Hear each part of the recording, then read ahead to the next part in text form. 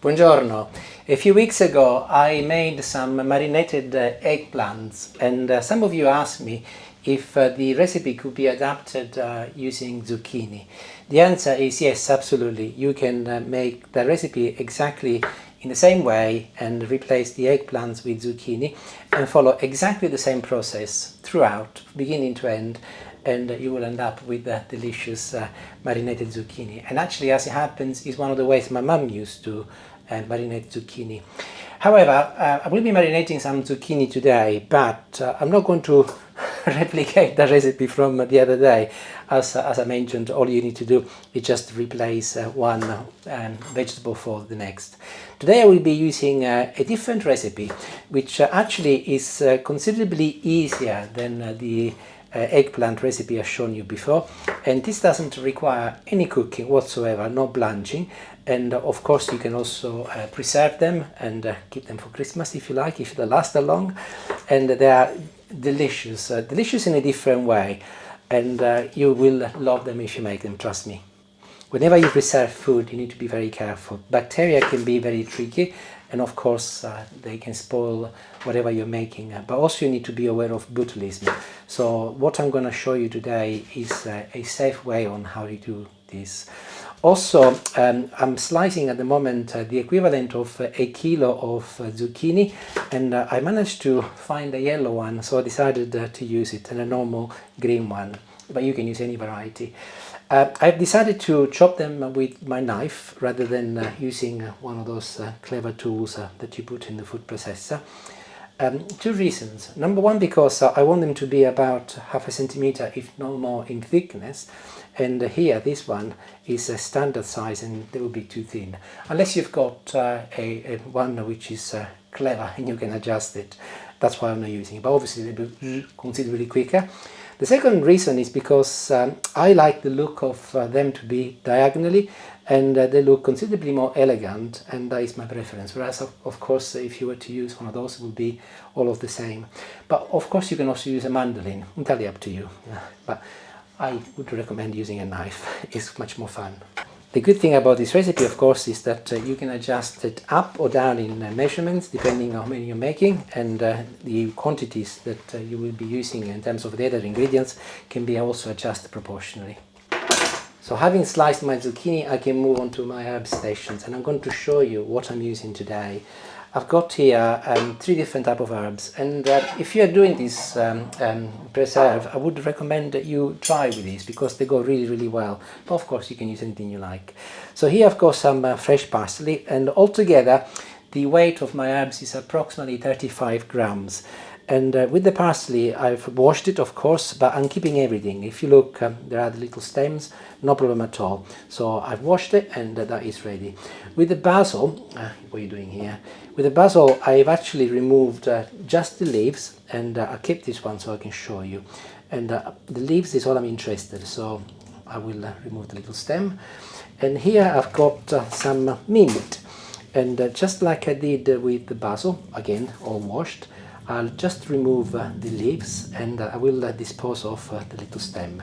That is because the stem of the parsley is quite pleasant.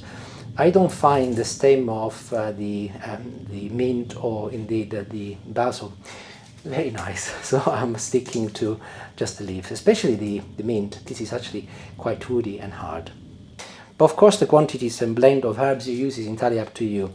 In my case, I've actually been fairly generous with my parsley because it's a nice ingredient in this recipe, and the quantities of mint and basil are broadly the same. But of course you can choose to use whatever you like, or you can just stick to one type of herb if you want. Garlic next. I will be using a couple of cloves if I can get to them. Here they are. But contrary to what I normally do, today I will be removing the little peel. I'm only interested is just the clove. And here we go, a couple of large cloves of garlic already. 1 kilo of zucchini, 2 cloves of garlic.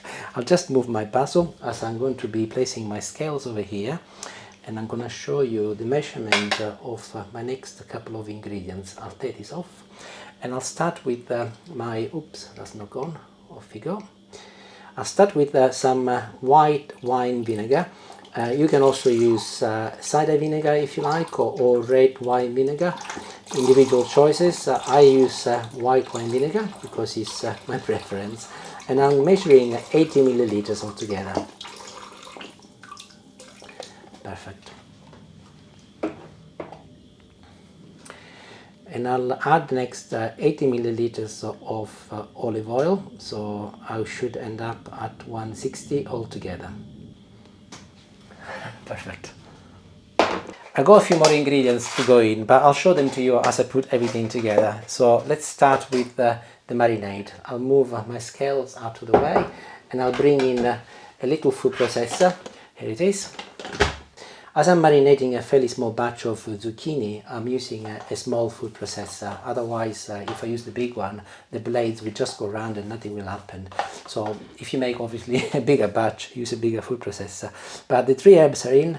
I will also add a couple of cloves of garlic in there. Here are my chili peppers, which I keep in the freezer, and they are still frozen, but I will just remove the little head here, and I'll put it in as it is. Followed by a pinch of chili flakes, not a lot, depending on how much you like them, but of course if you don't like chili flakes, don't put them in.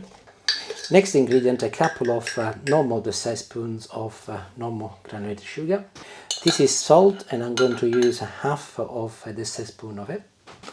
These are whole black peppercorns. I've got a teaspoon, and I'll measure a level teaspoon. Make sure that it's not too much, otherwise it could be a little bit overpowering. Okay, I'm ready to mix everything together, so I'll place the lid on and off I go. If you find, like me, that nothing goes round, just mix it like this and just move it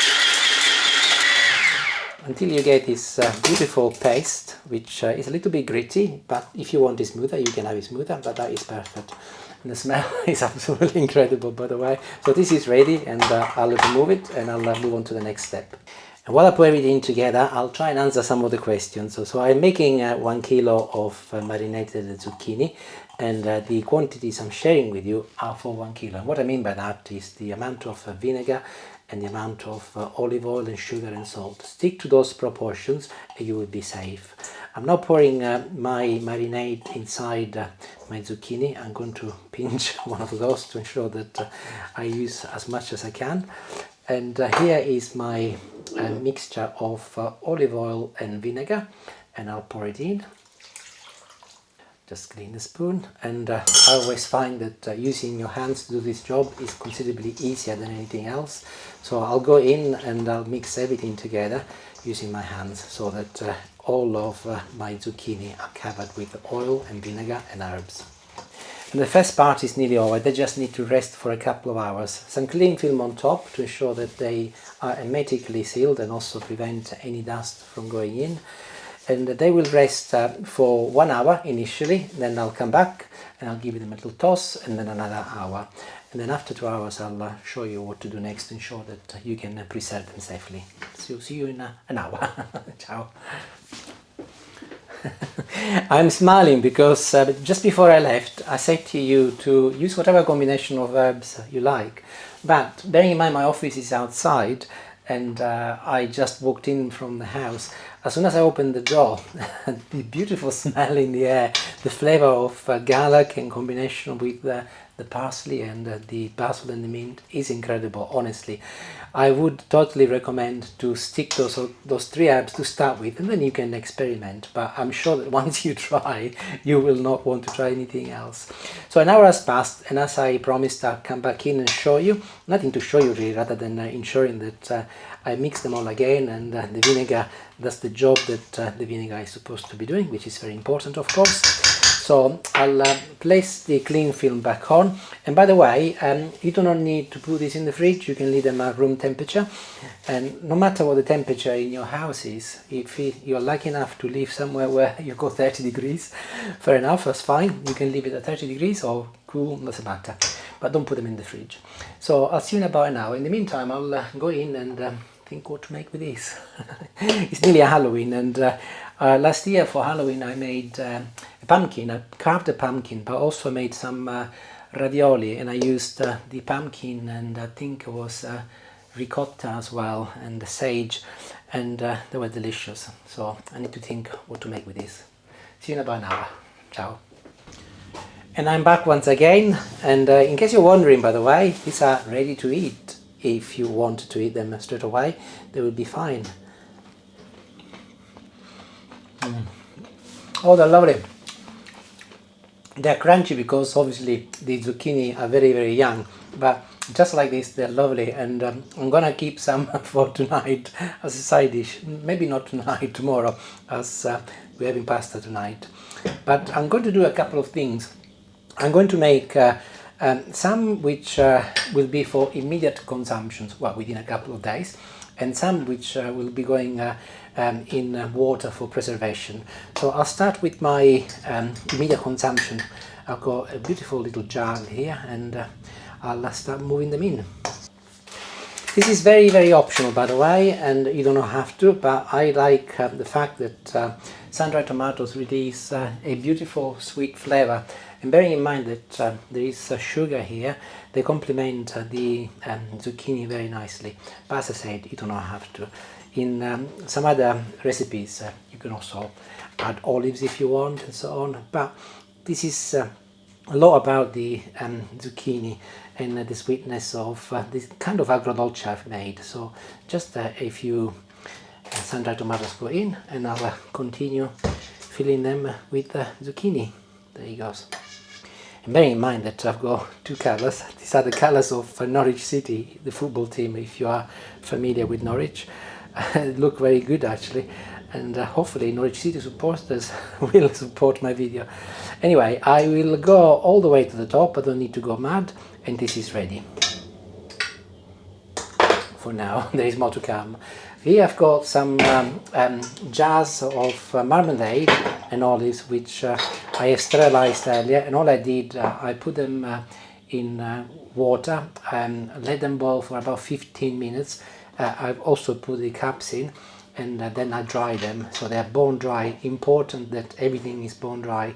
Water is the worst enemy of preserved food. And I'll just start with one and see how it goes. I don't know how many I'll be making, but I'll do the same. I'll start filling them first. You will have noticed that at the moment I'm only moving the zucchini. I'm not moving any of the oil or the vinegar. I'll leave that for last.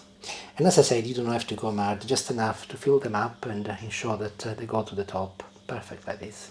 I am trying to use the nicer looking jar so that hopefully if I manage to put them away, I will manage to have one for Christmas. But bearing in mind that nowadays zucchini or courgette, wherever you are in the world, are accessible throughout the year. It doesn't really matter, you can do this any time of the year. In the old days there used to be recipes that were only accessible in the summer, which is when zucchini would actually grow, but nowadays we have such a luxury and an abundance of vegetables like zucchini and eggplants. We are really spoiled for choice. And depending on the size of your jars, if you want, you can slice them smaller to start with, or bend them in half like I'm doing now, so that I can have a combination of different size jars. So this one will be all broken in half. And actually I've managed to do better than I thought, as I've got 4 jars for me to preserve and 1 for immediate consumption. So the next job is to distribute my vinaigrette across all of them. But to make it easy on me, I'm going to pour it here first, and I'll prioritize the ones which I'm preserving first to ensure that there is plenty of vinaigrette inside each jar. So I'll do them first. I'll put some in here and I'll go back. Perfect. A few seeds in there. So these ones here, I am going to close it and I'll test them tomorrow morning. Whereas these ones here are going to be benefiting of a water bath. So I'll put the lid on and I'll close it, but I'm not going to go mad, just enough so that it's nice and tight. And here's another one. That's number 3, and here is my last one, the little one, and they're all done. When I made the marinated eggplants, I didn't add any garlic, and some of you asked if that could have also been used. I said yes, of course, but also gave you some safety guidance in terms of making sure that you are cautious about botulism. And I say that you can gently warm it up in some olive oil, make sure that it doesn't go brown, so that it dries a little, and then you can either chop it or put it whole with your eggplant, and that will be safe. Today I've used garlic, but I'm using a different process and different principle apply here.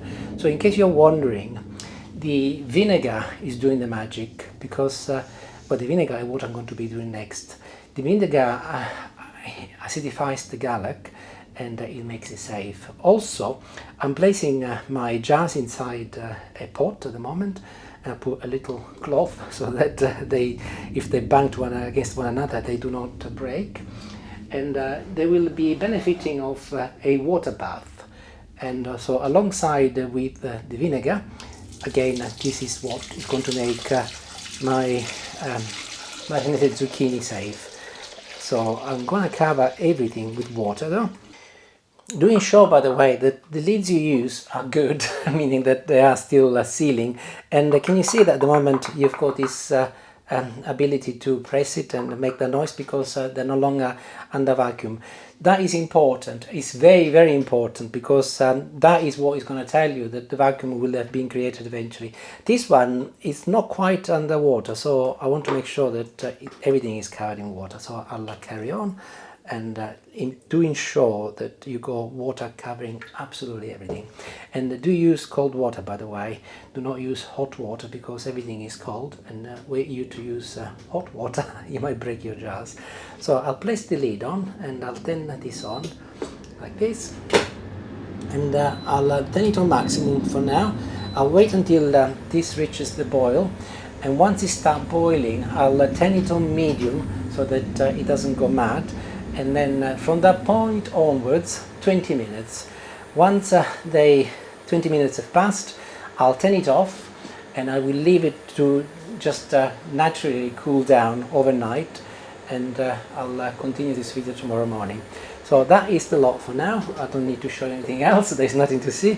So I'll see you tomorrow. But this one here, which is my batch, which is for immediate consumption, I will place it in the fridge as it is, and then tomorrow morning I will test them to show you what they're like.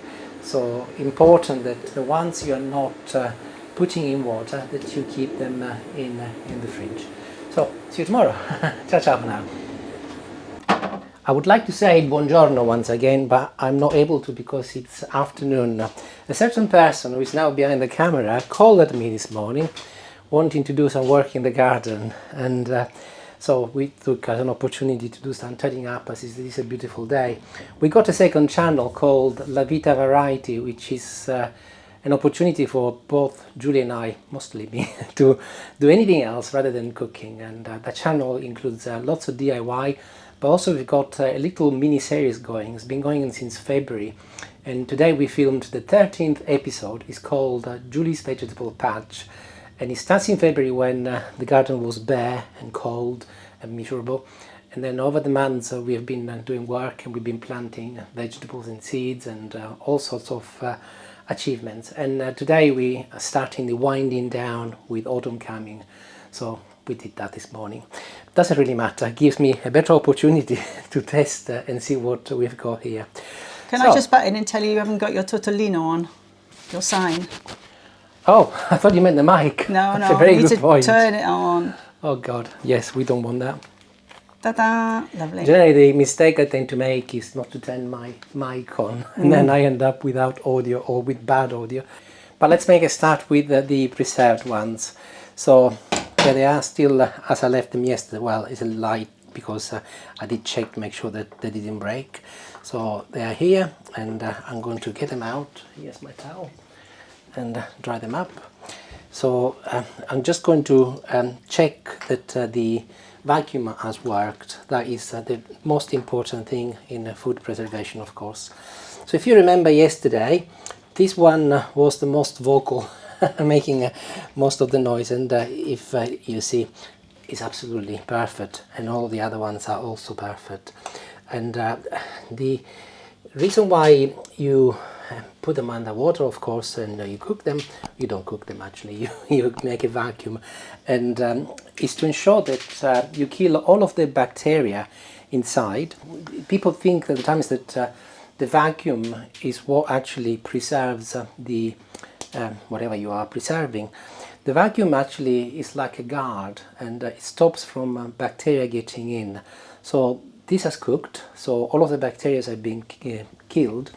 And what happens, I was showing you the lids yesterday, I haven't got them with me anymore, but what happens, the lids are very clever. They're designed in such a way that as you start putting this in warm water, the pressure builds up because it gets hot, and the lids expand also slightly, and they've got a little seal that is inside the lid, a little rubber seal, and that expands, and they let the air out because pressure is building up. So then once you turn it off and they start cooling down, the pressure from outside is greater than the pressure inside, and start pushing, and you push on this lid here, and what happens, because the compressors, no air can get in anymore. It's a bit like a tire for a bicycle in reverse. The valve is designed to get air in, but not to get any air out, and that's exactly the same. So what preserves the food is not the vacuum. The vacuum prevents from bacteria getting in. It's the fact that they're bacteria free, and they will last for months in your cupboard. So these are done, and I will just dry them up. However, if you press it and you see that your seal hasn't worked, it's not the end of the world. All you need to do is just put them in the fridge. They're perfectly okay, and eat them within 2 to 3 weeks, and they will be perfectly good. It's just that they are not under vacuum. So that is very good. I'm very pleased with them, and they can go in my cupboard, and one of these will be there for Christmas, of course. So I also tasted one yesterday here when they were just made. So these are now 24 hours old. So I'm going to now see what they're like. Julie was wondering about the rubber seal, so I decided to show her and you. Can you see here, Julie? There is a little rubber ring here. Actually, more than see, I felt it. So I think everybody needs to just go and open have a look in the jar and have a little look. You will see. Yeah, there is a little rubber seal here, which is what expands as it gets hot, and then that is what prevents air from getting in. You learn something new every day. Actually, we take these things for granted, but they are incredibly clever, and they keep us safe, of course. These ones here, you can eat them within a couple of days of having made them. 24 hours in my case, because I can't wait.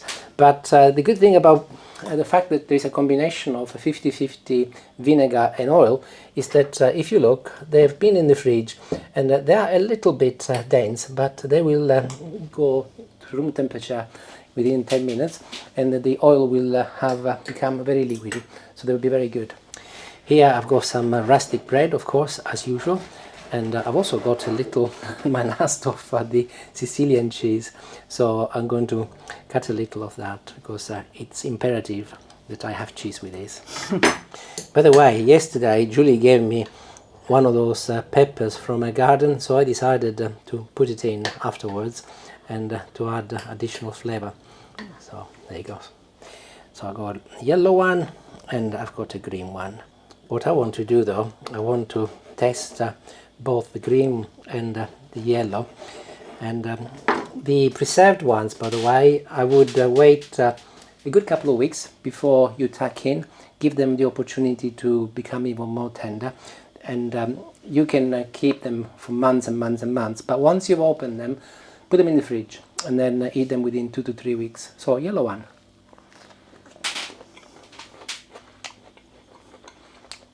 And it's delicious. When I tasted it yesterday, it was crunchier. The 24 hours has allowed them to become a little bit more tender, and it's really, really nice. They've definitely marinated. I'll try the green one.